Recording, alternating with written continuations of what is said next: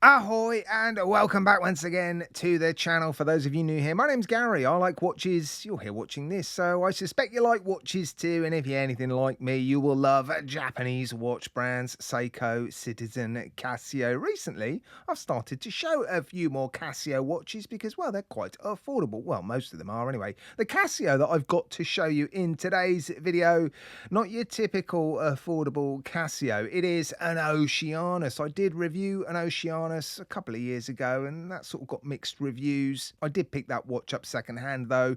This time I've picked this watch up brand new from Sakura Watches. If you're not familiar with the Sakura Watches website, it is an awesome website. They have a ton of watches, many of them JDM watches. It's a website based in Japan, so you may have to pay import taxes when you get the watch, depending on where you live, of course. I bought this watch. I did get a little discount. I've also paid import tax, and there's no affiliate links in the video description, so no includes paid promotion icon for today's video. But yes, I think this watch was well worth picking up. It was launched last year, and I don't think there's been too many reviews of this particular model. And when I was on the Sakura Watches website the other day, this one really did catch my eye. Gorgeous color combination. Well, color combination. I mean, it's black and white, isn't it? And that always works well with a sort of chronograph like this. Well, any watch with subdials, to be honest. It looks fantastic. And with it being an Oceanus, you know you're getting a quality watch, incredibly well finished. Yes, you're going to pay a premium for it, but oh man, it is impressive. This watch retails for 121,000 yen. Having said that, some Sakura watches are selling it for less than 90,000 yen.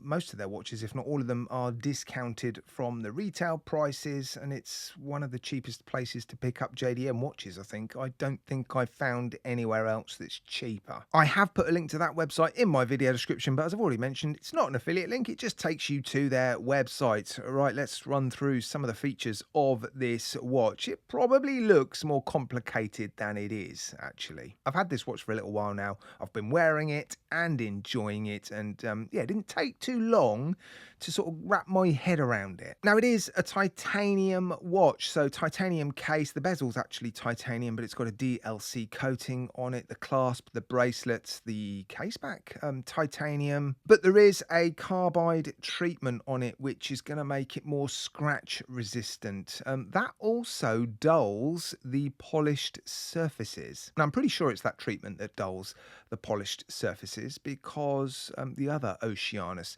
had that sort of, well, slightly blotchy effect on the polished surfaces. One thing I will say about the polished surfaces though, and they only mention this twice in the listing on the Japanese website, Zaratsu polished. Yeah, I was surprised by that, actually. Not all Zaratsu polishing is the same. Of course, nobody does it better than Grand Seiko. San Martin actually finished their watches with Zaratsu polishing, and I think other AliExpress brands do, believe it or not. It's not some sort of mythical finishing that only Grand Seiko can do. It simply consists of a lapping machine with a tin plate. What makes it so good, well, on Grand Seiko watches, is the artisans that's doing it. They've been doing it for years. They've perfected the art. And the folks at Casio, well, it might also be because this watch is titanium, but it's definitely not to the same level as Grand Seiko. And because of that treatment, it sort of dulls the polished surfaces a little bit. But when it's on your wrist, you don't really notice that coating or the sort of dullness to the polished surfaces. It looks fantastic, and you can definitely tell the finishing is super duper crisp. The transitions from the brushing to the polishing are sensational. Of course, it's a tough solar multi-band 6 quartz watch. What does all that mean? Well, multi-band 6 means it connects to towers intermittently to ensure that it has super duper accurate timekeeping. Tough solar, tough movement. These are references to all the little things that Casio have done to basically make this watch super duper durable. 100 meters of water resistance. You can't can't take the case back off, I don't think. The crown is a push crown. Yeah, if you need anything doing to this watch, it is going to need to be serviced by Casio. Neo Bright Loom, an on-the-fly adjustment system clasp. It's a nice little one as well. You only get 3 options, and it works a little bit different to the usual on-the-fly adjustment system clasps that we've been seeing coming out of AliExpress. Only 3 options. You press the button and you can just sort of move it in and out. It's perfect to adjust the watch on the fly as you're wearing it. And I love the fact that it's small, discreet. It all fits inside that tiny little outer shell. Milled clasp as well. Solid links, solid end links. Pin and collar. Oh, they're not too fiddly. Once you've done it, haven't you? Because you've got the on-the-fly adjustment system. But yeah, it's a proper old school pin and collar system. Sapphire crystal with AR coating top and bottom. So yeah, legibility outside in direct sunlight. No issue whatsoever. There's a lot going on this watch. It looks more complicated than it is, actually. I've linked the manual in my video description. So if you have a watch with this module 5347, then you might find that link to the manual quite useful. When you follow the instructions, you can pretty much get your head around all the things that this watch does. But like I said, it looks more complicated than it actually is. Let me run through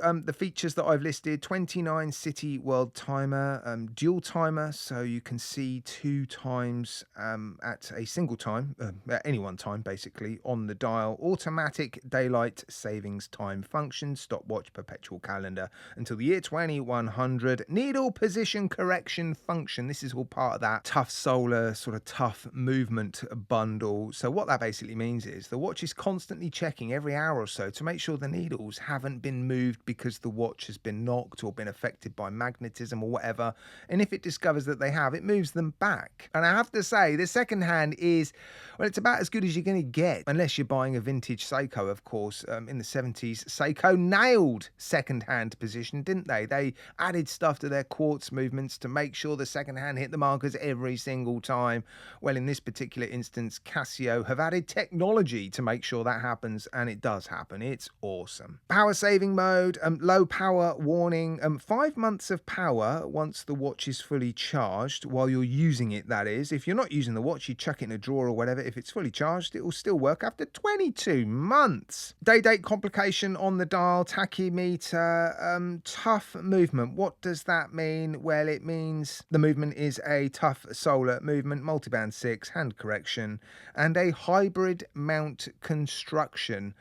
Yeah, they've done stuff inside to basically make sure the watch can withstand knocks and bangs and things like that. So with the coating on the titanium and with all the other stuff that they've incorporated in this watch, it should be a pretty durable, function-packed, gorgeous-looking watch. It reminds me a little bit of my Seiko Presage, actually, a limited edition Presage that I bought a couple of years ago. Love, love, love this watch for the same sort of reasons.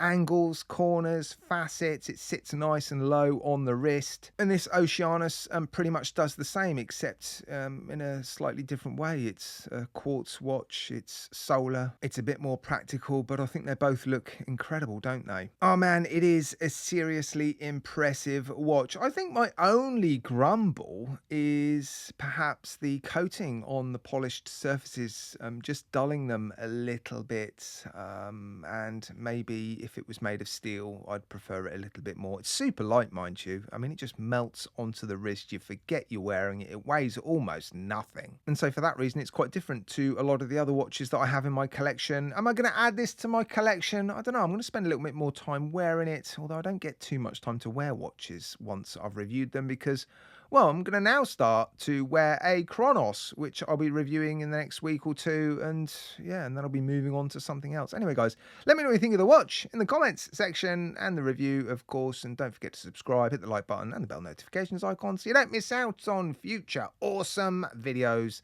like this.